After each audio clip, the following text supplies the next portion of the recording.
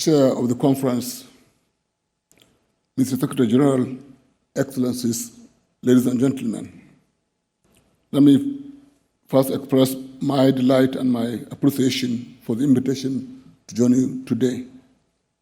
Indeed, I must first congratulate you also for the really timely choice of topic to focus on. I think there can be no better topic than that of today. I'm therefore most delighted that I could talk to you today relating to enhancing global partnerships for sustainable development. We are 4 years, Excellencies, ladies and gentlemen, into the implementation of Agenda 2030, the Paris Agreement, and the Addis Ababa Action Agenda on Financing for Development. The adoption of these frameworks represented a paradigm shift in how we view development. They set out a course of action and implementation. We have seen countries take important strides in achieving basic goals and targets, but if we are to achieve all the 17 Sustainable Development Goals by 2030, we need to step up our actions. Forging and strengthening new and more creative partnerships is essential as we enter the decade of delivery in 2020. It is time to change how we view financing development, rethinking our investments that have the potential to transform societies, communities, cities, and economies all over the world. Many examples of successful investment models demonstrate the potential for partnerships between public and private sector financing to multiply financing commitments from billions to trillions. This trend is to a large extent influenced by awareness of consumers relating to the necessity to take action collectively.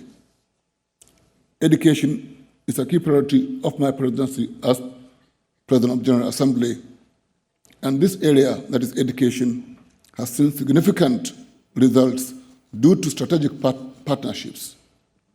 The Global Partnership for Education, GPE, is a public-private initiative which brings together the private sector, international organizations, and governments, mobilizing technical and financial resources in order to develop effective and sustainable education systems.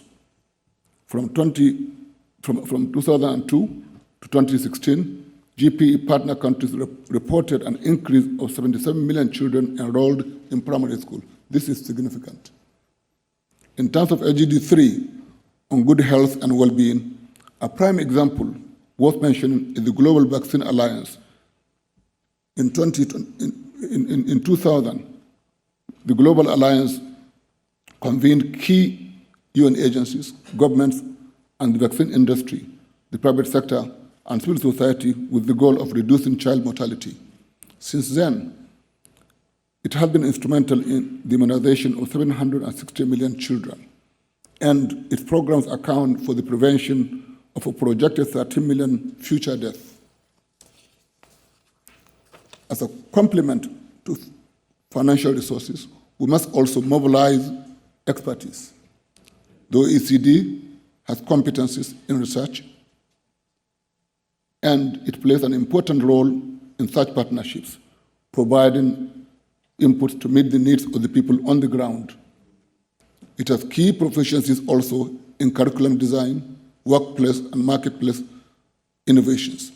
It also has long-standing experience and expertise assisting governments in policy making. In this regard, UN member states stand to benefit from partnerships with OECD. Excellencies, an example of the private sector's integrated action on the goals are SDG bonds. These sustainable financing mechanisms connect investors and corporate projects that contribute to the implementation of the Sustainable Development Goals. Just last month, Enel Energy Group announced the issuance of a 2.5 billion euro SDG-linked bond. The UN Global Compact has been instrumental in supporting the private sector in their efforts to partner with governments in the implementation of the SDGs. I hope that the market for SDG bonds and sustainable development will continue to flourish. It is in our interest. In terms of jobs, in many parts of the world, automation has negatively impacted jobs and livelihoods. In order to make globalization inclusive, both policymakers and business actors must do more to prepare and guarantee decent jobs for those who are thus infected now and in the future. There is great hope and there is great scope for further public-private collaboration in this area. The private sector understands the demand side to provide lifelong learning opportunities within the framework of effective, active labor market policies. This change of course for both workers and governments will ensure that no stakeholder is disillusioned. The latest ILO report shows that green economies can lead to significant job losses in certain carbon incentive industries, but this will be offset by the creation of 24 million new jobs worldwide by 2030. Excellencies, distinguished colleagues, UN reports indicate that we need to create 600 million jobs in order to reach the targets of Agenda 2030.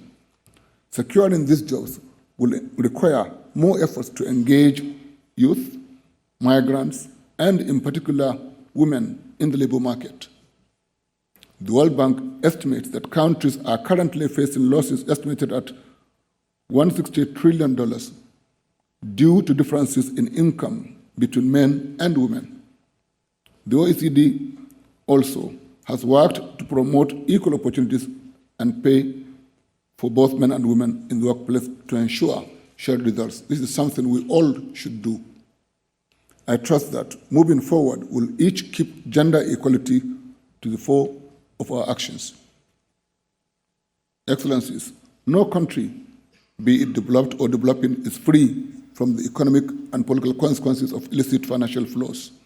Corruption and criminal activity are two challenges that must be addressed urgently to close the resource drain caused by illicit flows. It is equally important to address tax evasion, which siphons money away from sustainable development and into tax havens. The challenge facing us is to match the pace of technological change and proliferation of channels for transfer of illicit funds. The collaboration between the OECD and the United Nations Development Programme, namely Tax Inspectors Without Borders, is doing a great work to address this issue, but much more can be done. I believe that the banks and the private sector more generally can play an important contributing role in designing and implementing the changes needed, given their understanding of the complex and interrelated issues raised by illicit financial flows. On the other side of the coin, technology and innovation have the potential to catalyze finance if we harness these innovations via the ecosystem approach. For example, by building upon an increased mobile phone penetration in Africa, we can utilize innovative smartphones and applications. This allows us to leverage the power of data and mobile technology to reach the overlooked or invisible customers. In the development context, it is fundamental in answering the call for solutions that are resilient to economic shocks, build upon community support, and address regulations that empower the customer while stemming abusive business practices. Lawmakers and business leaders are well placed to lead on building ecosystems to align incentives and expand opportunities for those who have been marginalized previously. As we take action on all these issues, we cannot ignore the existential threat facing everyone, everywhere, the climate emergency. The preservation of the environment and climate is at the forefront of all of the issues of global concern, including migration, for example. They present the ultimate test for international cooperation, but also an opportunity to demonstrate the results of effective cooperation among all stakeholders. The United Nations Intergovernmental Panel on Climate Change concluded that if we take collective action now, global warming can be limited to 1.5 degrees above pre-industrial levels. We need global leadership, and each one of us must uphold our duty to shoulder shared responsibilities. Climate action and socio-economic progress are mutually reinforcing, with the World Commission on the Economy and Climate Change estimating gains of $26 trillion by 2030. In this regard, collaboration with the OECD can strengthen investments in green jobs and measures taken under the Paris Agreement. I commend companies that are raising their level of ambition in climate action by setting science-based and realistic targets for their emissions.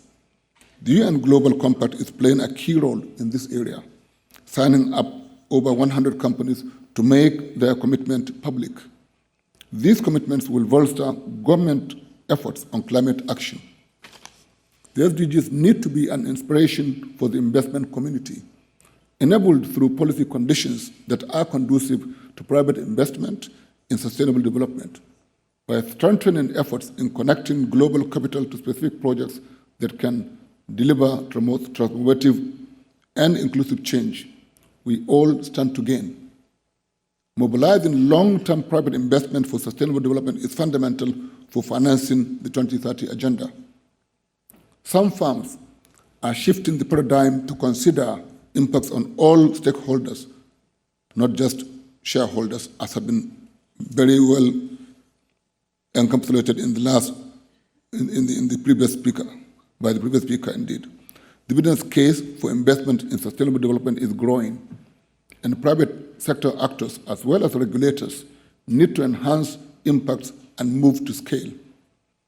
Public-private partnerships can generate profit while supporting SDGs progress in developing countries through new business approaches and alternative investment decisions. Of course, member states agreed on Agenda 2030 for sustainable development, and the ultimate responsibility for implementation lies with government. However, these are our goals, all of us. We all share in the future. We must therefore work to bring that future into fruition.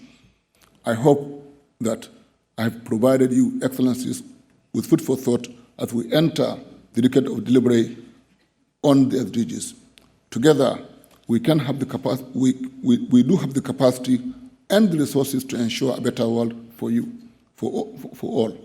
You can count on me as your partner as we move forward, enhancing global partnerships for sustainable development. I thank you.